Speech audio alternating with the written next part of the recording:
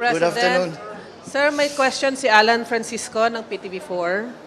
Hi sir, good afternoon. Good afternoon. Yeah. Sir, paano po titiyakin ng gobyerno yung sustainability ng Pag-ibig Fund, lalo na sa mga pabahay projects nito?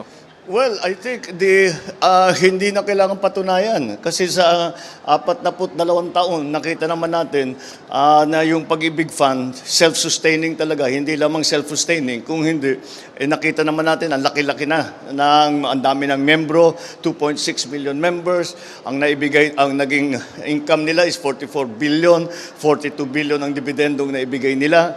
Kaya makikita na maganda talaga ang performance ng Pag-ibig Fund. Kaya sinasabi ko sa kanila, dapat ipalaman natin sa taong bayan na yung Pag-ibig Fund, ganito ang naging performance. Para naman malaking tiwala nila na masasabi natin, pag linagay ninyo yung pera ninyo dyan, ay talagang lalaki yan at hindi magkakaproblema, hindi mawawala yung savings ninyo at saka yung investment ninyo. So I think the record, the chairman's report that we heard today speaks for itself. And but we will, beyond the report that we heard this afternoon, we will explain to the public what Pag-ibig is for and how it has performed over the last 42 years, and to give them the confidence to save and to invest with the fund. Thank you, sir. Thank you. Mr. President. Sir, si Mr. Ivan Merina of GMA7. Hello, Good afternoon, Mr. Good President, afternoon. sir. Yes. The senators are calling for government to have a comprehensive plan to address an impending water crisis, especially now that El Nino is underway. Yeah. What are your marching orders, sir, especially with the Department of Agriculture, since we are also expecting an impact on irrigation and might eventually impact on food supply? Well, Thank you. They may not have heard the fact that we have organized already the Office of Water Management, precisely to address this problem of. In fact, I was just recently. I spoke on precisely this subject, on what were the elements that we really have to get into place, because we have a serious problem. Never mind, kalimutan na muna isang tabi muna natin yung El Nino.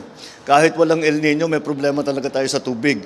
And I'm talking about fresh water supply, drinking water, irrigation water. Ito lahat ay kailangan natin talagang tignan. So what we have come up with we have an overall plan.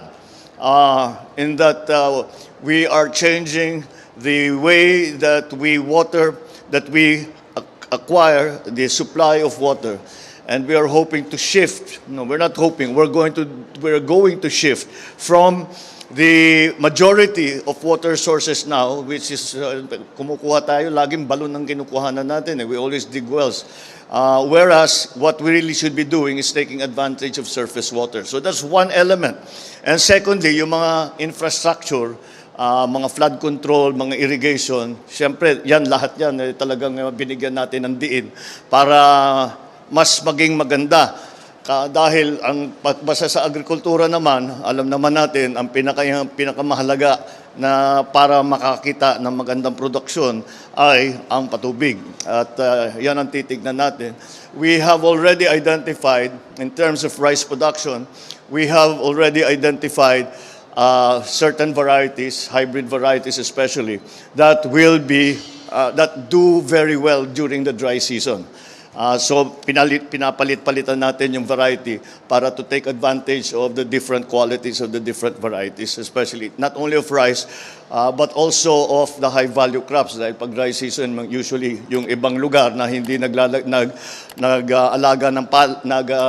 ng palay ay high-value crops ang kanilang tinitignan.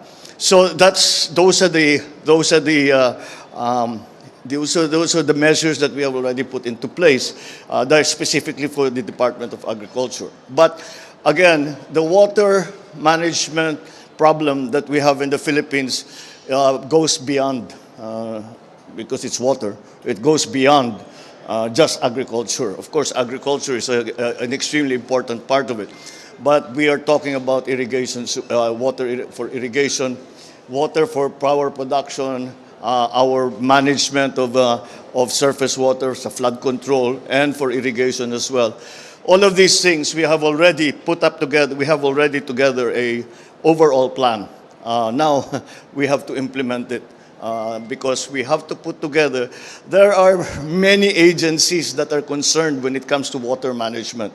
So we have to make it a more cohesive. That's why nagtayo tayo ng Office of Water Management, which presently will be attached to the Office of the President and with DNR. But we are hoping down the road, meron ng mga bills that have been filed in the legislature, in both houses, na itinatayo ang Department of Water Management. And that's precisely what we are trying to face. We already have a problem. But then there's now the new factor, or not so new factor, of climate change that we really have to deal with. And the good thing is that we have seen many examples of water management around the world which we can emulate. Na pwede nating gayahin dito sa Pilipinas, bagay dito sa Pilipinas. Kasi naman, hindi natin siguro dapat, hindi may mahirap, hindi katanggap-tanggap na ang Pilipinas kulang sa tubig. Dahil alam naman natin, hindi basang-basa ang Pilipinas na we are a tropical country.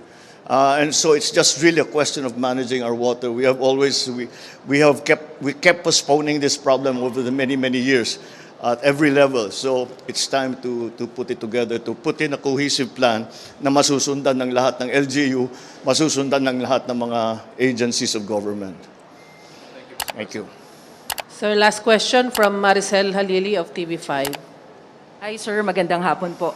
Sir, the International Criminal Court rejects the appeal of the Philippine government to suspend the probe on drug war in the country. May we have your thoughts on this? Ano po masasabi ninyo? Ano po yung next move natin? We don't have a next move. That is the extent of our involvement with the ICC.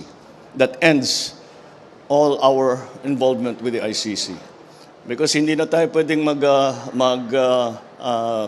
appeal. The appeal has failed, and in our view, there's nothing more that we can do in the government, and so at this point, we essentially are disengaging from any contact, from any communication, I guess, with the ICC. We are back to the position that we ended up in the same position that we started with, and that is we cannot cooperate with the ICC considering the very serious questions about their jurisdiction and about what we consider to be interference and practically attacks on the sovereignty of the Republic. So that's pretty much it. We have no longer any recourse when it comes to the ICC. We have not been involved with the actual action. Merely as a comment, we would comment, and the appeal is part of a comment. But we have not appeared as a party in the ICC because we do not recognize the jurisdiction of the ICC. And so that is, again, as I said, we have ended up now at the end where we really started. Thank you, Mr. President.